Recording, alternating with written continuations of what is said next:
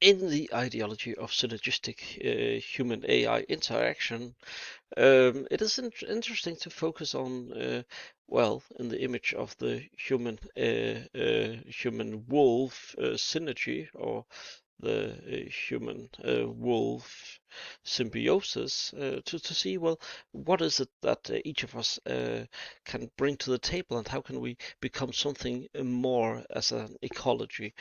And it is something I know that a lot of people focus on. The whole idea of synergistic AI is not special.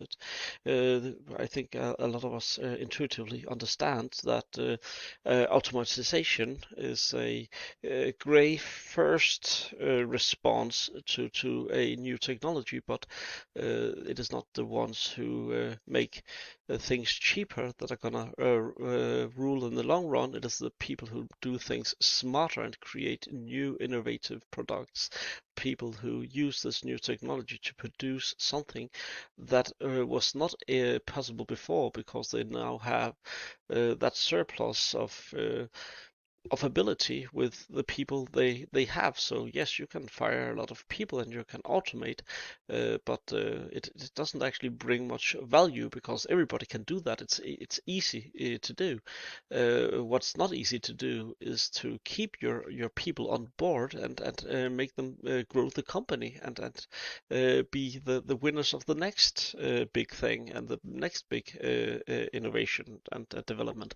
So yes, there's a lot of people looking at automatization, and that's all good and well.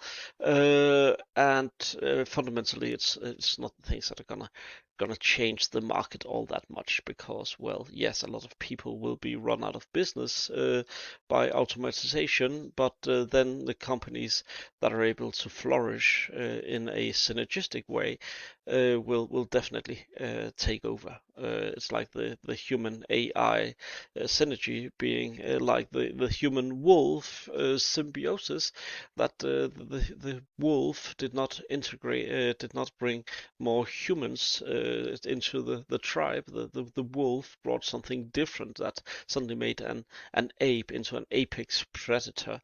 We got an olfactory system that was absolutely uh, amazing, and they got the innovation and technology of humans, neither of which we could have done ourselves, but together we could both win in magnificent ways. And we see the consequence even today. It's hard for people to let go of those wolves. We know that we owe them so much.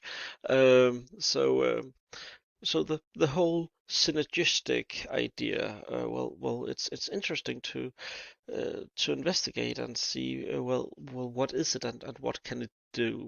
What can it do that is not merely ideology, but what can it actually change? How can we do things, not automate a lot of actions and thus do more, but how can we do things differently?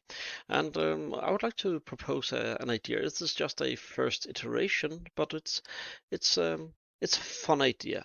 The idea being that it can change the way, not only the way we write, but the way we read as well. Uh, like the interaction of computer games brought a different kind of storytelling, different from books and theater, different from movies, right? These were all predetermined by someone having defined what were going to happen and when. Well, that is like reading a book. Now, I've been looking at how this whole synergistic AI, Kuhneman, Bloom, Kolb, self-determination theory, Klafki, all these different things work together, and how we can expand our understanding of teaching as a cognitive ecosystem, rather than uh, staying in a pre-industrial, or to a large extent industrial school system, but sort of going on using what, how can we expand on it, and I've sort of done a little reflecting on that, and here we have 531 pages of reflection on how we can change and how these different theories work together, and how we can elaborate on it and create a new kind of teaching, a new kind of school within the boundaries that are in our educational system. So this is not the original text that I made. This is me having asked ChatGPT to redesign the text as a linguistic program.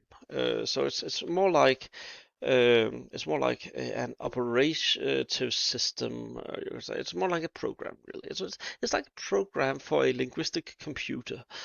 So if I were to write this book, I would never start by defining intelligence, human intelligence, machine intelligence, distributed intelligence, collective intelligence, and the relationship between these different forms of intelligences and knowledge. This is starting out by defining what do words actually mean, because there's no meaning in tokens, in output. So things have to be defined. When I communicate with another human, I know that we communicate with a basic understanding of the world around us. We have many parts of our cognition that are very much the same, or at the very least like each other. So when I say something, when I say the boy looked at the girl with the binocular, right? Um, we have a common understanding of what was being said, but it never clearly states if the boy or the girl had the binocular. If this was a creepy boy standing with a binocular and looking at a girl, or if he was looking at a girl with a binocular. It's not stated, but the context will give meaning to it, because we have a common understanding and we have ideas. So when we communicate, there's a lot of blanks. It's like in our vision, we do not see that a big part of our vision is actually a big blob of neurons that actually can't perceive visual information, because we construct over it. So we have this idea that we can see in our entire field of vision, knowing fully well that we can't. We have blind spots, but we do not see blind spots because we fill them out, and we do the same in communication. We do it all the time in the human interaction. We fill out all the blanks, and large language models do not possess the ability to fill out these things meaningfully, because it doesn't have these things. So things have to be very much stricter. I think it was like 120 pages, the thing I made, and the program turned out to be 531 pages, right? Because things had to be fleshed out tremendously, and that's why I asked GPT to do it for me, because I needed that fleshing out. So now, in a traditional book, people would start in the beginning, and they would go forward, and going forward, I would lead them through my ideas and my cognition. I would sort of guide their travels and adventures through this whatever I wanted them to achieve as wisdom and insight at the end. So it was a very guided process. Now with large language models, we can do this a little different. Um, and I don't know if it's better, but it's definitely different. Here I have a prompt. I call it a concept exploration data. I define my data, my structure, and my context, right? So the data, this is sort of part of the context. The data is this attached file, these 500 somewhat pages that I have used several times because there are a lot of iterations in this. The language, I've chosen to do this in English because this is an English version. And then we have contextualization. We want to allow the user to explore and understand concepts through interacting with this cognitive ecology. And then we have a communication situation who's with input output, who what does the user know, what does the user do, what's the whole idea of this, and we tell that at we have to um, keep referring to the attached file because it'll fast grow out of our context window. So every time we ask it in the output, it will have to go back and refer to the file because we don't want it to start hallucinating a lot of interesting things. We want this to stay uh, very honest and very close to the original source, which is this cognitive framework. Um, so we define some structure here. First output, generate overview, getting onboarding a pitch. Let's go, and then focus on practical application and novel aspects. Uh, and if there's an input, uh, give a clear answer, base it on document. And if it's not in the document, just say, well, I see that there's a part of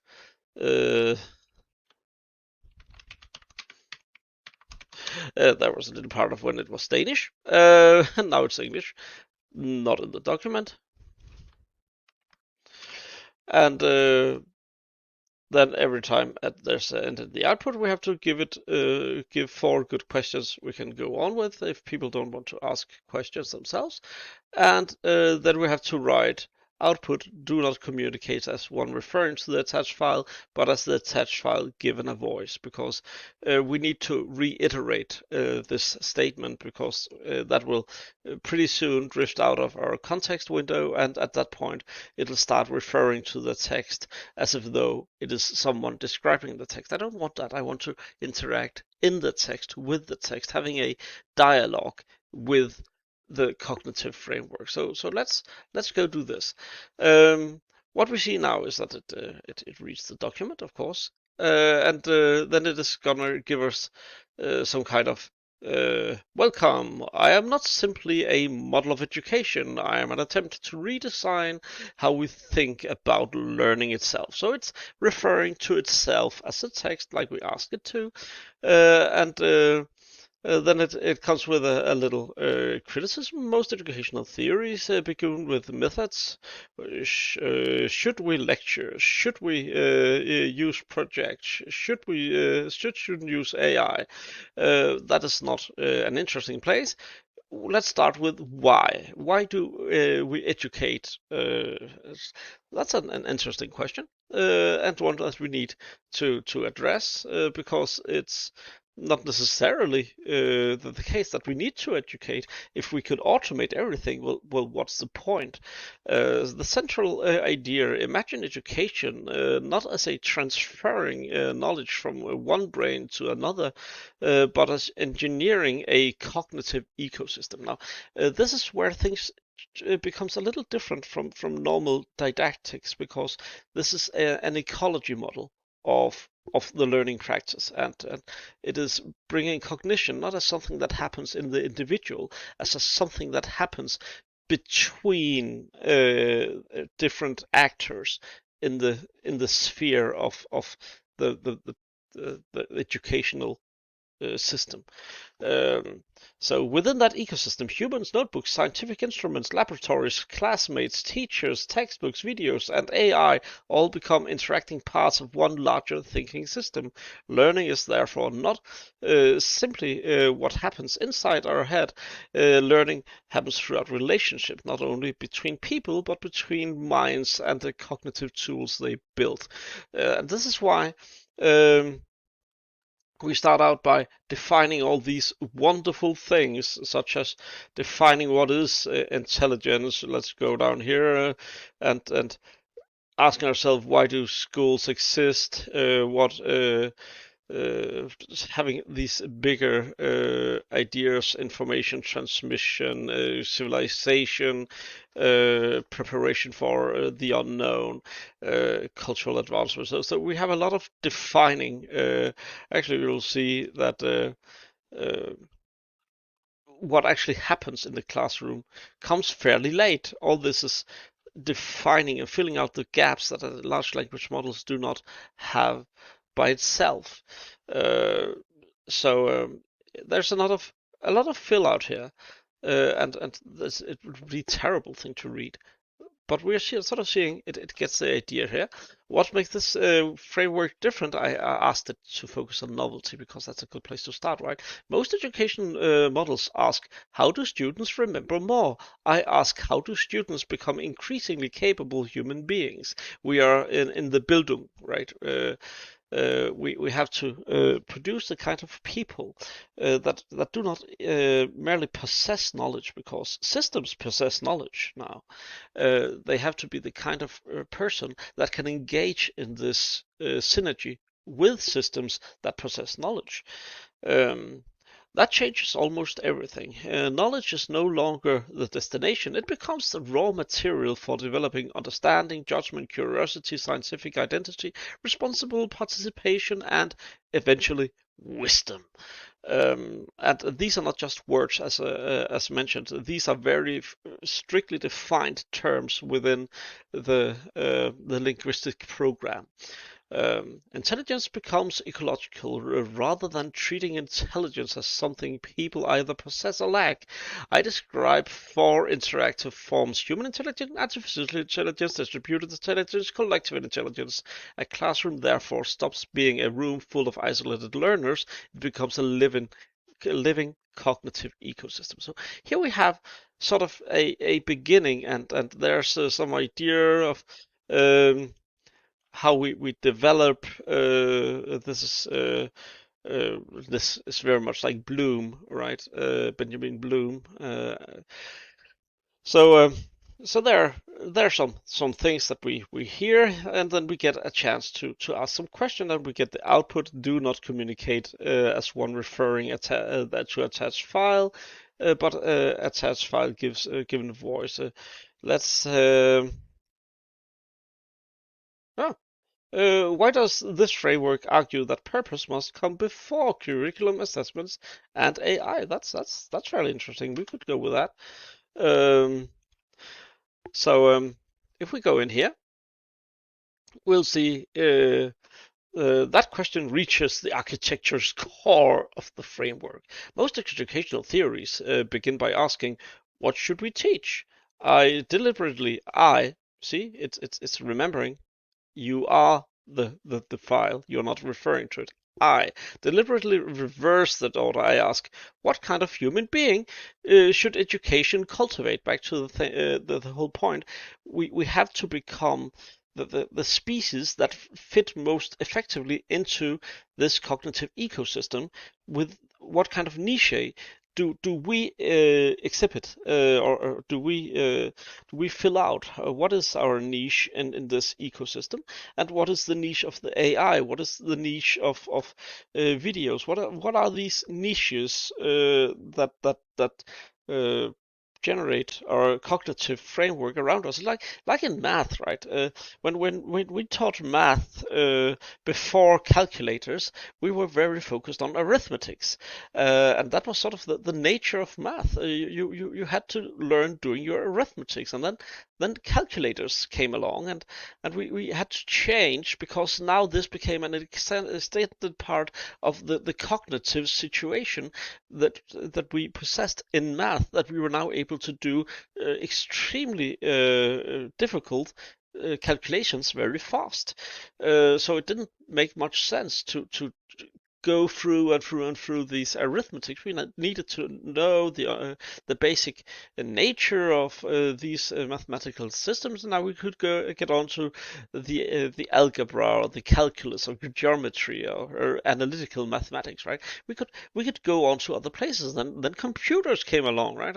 And we suddenly had simple manipulating machines that became a part of our ecology, and now our distributed cognition possess the ability to solve symbolic questions, and now math became something different again, and it's really much the same thing. I'm not saying that large language models are calculators or likening them like that, but the educational situation is very much the same. We have to understand that our cognition is distributed, and it's distributed not only among people but among technologies as well. And generative AI is a part of the ecology. We have attributes that will be distributed to generative AI, and we have to focus on, well, what does the human need to be in this ecology for it to be successful? Um, Only after answering that question can everything other educational decision be evaluated. Imagine designing a city. Suppose someone asks you, where should we build the roads? A city planner would first ask, where do people try to go? Without a destination, the road becomes arbitrary. Education works the same way. If we first decide curriculum, the curriculum quietly becomes the purpose of education. Students learn biotechnology. Well, that's a thing. I've centered all this on biotechnology because that is the educational sphere I'm planning to try to develop. Biotechnology, because biotechnology happens to be listed in the syllabus. Instead, I argue that biotechnology is valuable because it helps cultivate scientifically literate, responsible human beings capable of understanding reality and participating wisely in society. So, this creates a hierarchy of education: purpose, curriculum, assessment, teaching, AI motivation, and learning activities. Every level derives its legitimacy from the one above it. So we have to understand what is the purpose of where we are going, and then we can say, well, with that purpose, what do we need to teach? And if we know what to teach, well, how do we assess that? And at that point, we can start saying, well, how are we going to teach that? And then we can start including AI and motivational structures and learning activities, sort of getting that running, right? So what we have is an opportunity to interact with the file. We don't have to read it. We can interact with it, and if there's something we find interesting, we can ask, or uh, we can ask, what does this look like in practice? Um, And then it goes back to the document and says, well, this is all very well. This is where the framework becomes tangible. Notice something subtle. After hundreds of pages of theory, I do not introduce another theory. Instead, I assemble, and again, it's I because it keeps reminding itself it's a voice. I assembled everything into a single educational ecosystem. The claim is that teachers do not teach Kolb, Bloom, Kunawen, narrative, or AI separately. They teach every classroom. They teach students every classroom activity should therefore serve several educational purposes simultaneously. So back to the ecology, right? You do not change the the actors in the ecology. You can change the interaction between them, the mode of interaction, and the hierarchies. Um, so here it becomes precise, right? Opening 5 to 10 minutes. The lesson begins with a problem rather than an explanation. Perhaps that sounds very cold, right? Perhaps a farming cooperative is trying to grow potatoes using desalinated seawater. Some plants survive, others die. Nobody knows why. Students are immediately invited into uncertainty. Curiosity comes first. Theory comes later. Now they have to learn about osmosis, I'm pretty certain.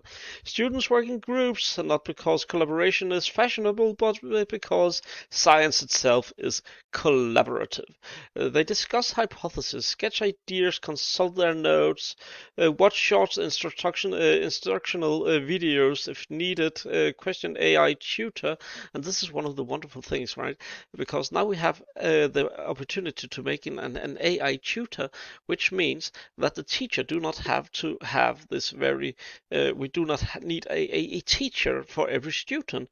They can engage, they can, you can say, well, we are going to work with osmosis to solve this question. We need to know about osmosis. Here are some pages in the book. Here are some videos. Go figure out what is osmosis, and they may find problems. And instead of sitting with their hand raised, waiting for a teacher to come after 15 minutes, well, they can just go and ask their AI tutor and say, well, what is this? And an AI tutor could definitely look like, well, let's. I have an AI tutor here. No, I don't. I have an AI tutor here. Could look like something like this, right? Contact AI tutor is simply a helper to support book and video. Do not keep engagement. Simply focus on getting the user to the right understanding through stepwise interaction. And this is for subject. That's for a different topic, right? That's for chemistry. I've been making this, and we define context, structure. And data input and yeah. So basically a tutor that will help them throughout um, throughout the acquisition of knowledge, giving them an ability to do assignments or trying out their knowledge. And meanwhile, the teacher is free to spend time with small groups instead of repeating explanations to the entire class. AI supplies routine explanations, allowing the teacher to focus on dialogue, judgment, and conceptual coaching. So imagine that the students are sitting out there, and then they have a timetable and know that in this time slot they need to go to the teacher, and they have to talk about how they're doing. So presenting their portfolio and talking about, well, you're working with this. How is that going? Do you remember last week we were working with this? How did you end up solving that? Sort of talking about their processes and meeting them at an individual basis, not to teach them so much as to guide them through their teaching experience. So the teacher becomes more like a game designer and sort of helping the students through this ecology and helping them with the interacting and well, being a judge as well, saying, well, you have you even tried here? Because you obviously haven't done these assignments. You probably should look at these assignments because you're gonna learn something from them or whatever, right? So having that group not interrogation, that would be a terrible word, but a dialogue that can become more and more complex and more scientific as we progress and be more and more focused on um, on higher order skills rather than just what the Kuhneman model would call simple problems, but we could go into complex or even complicated, complex, or with the introduction of laboratory, we have chaotic situations where you can say, well, these data definitely doesn't look like what you expected. What happened? What do you think? Right? Having these chaotic elements as well, so you can have different Kuhneman problem spaces in your education, but you don't have to educate the class as a whole. You can take them in group wise. And this is sort of the whole point, right? We are not automating the teacher away. We are automating what the teacher doesn't need to do because the system can now do it. Now the teacher can do something that is even more valuable, but the other thing needed to be done first. So this is sort of AI is simply another instrument. This is not AI teaching. This is just using AI like we use videos, like we use books, like we use a computer, like we use a pen, right? This is just another part of the cognitive ecosystem. Um, and then yeah, we have the laboratory. So, but anyways, the whole idea being that even though I asked a question myself and didn't use these predefined, it's still gonna give four good questions to go on and reminding itself. So you can go and explore the document and you can come to your own conclusion and your own perspective. It doesn't have to be my road of the way I think that you will reach some certain insight. You can explore it. So it's more like computer games, explorative computer games, compared to reading a book or watching a movie. It's an interaction. So it's and the reason I use this document is not because it needs to be about didactics. That's just what I'm working with. It could be anything, right? So this is sort of my idea that we can transcend the idea that books have to go from one point to another point, and use them uh, much more like a it's not even a hypertext, right? A hypertext are still defined system. If you look at the Bible or other hypertexts, Wikipedia, right? They're still predetermined. This is a non-determined hypertext because every every token is a product of a context-aware statistical structure engine, having been trained on symbolic products like language, right, and can now interact through language in a meaningful way. So we can interact and see we're still referring to the text, even though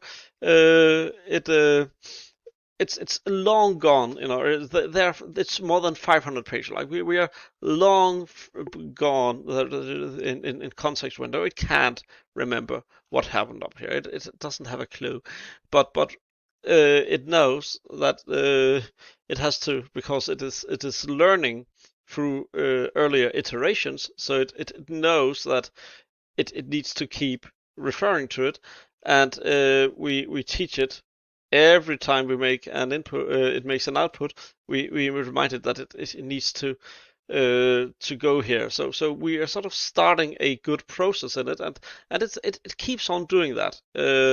If you're not asking it actively to refer to the text, well, at some point it's gonna stop referring to it, right? And we don't want that. We want it to stay true to the text because we don't want it to be a free exploration. We want it to be an exploration of the text. So this is sort of my idea of a more dynamic way of interacting with text, rather than the classic determined reading from the from cover to cover.